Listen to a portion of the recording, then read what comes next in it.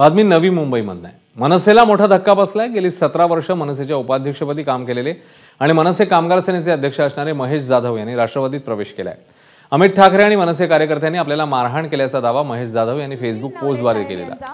त्यानंतर अमित ठाकरे आणि महेश जाधव यांच्या संभाषणाची कथित ऑडिओ क्लिपही व्हायरल झाली होती।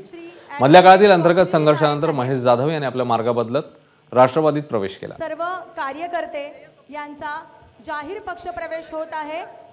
त्यांचा संपूर्ण कार्यकर्त्यांचा आणि सातत्याने त्यांची दरसोड भूमिका असेल, बऱ्याच वेळा विषय सोडणे असतील, तडजोडी करणे असतील, यातून पक्षाचं नुकसान होतच होतंय।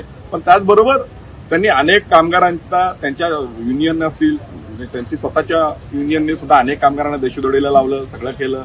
पण आता आज ती बोलण्याची वेळ नाही। शेवटी त्यांचं पक्ष आणि त्यांची युनियन त्यांना लख लाभो।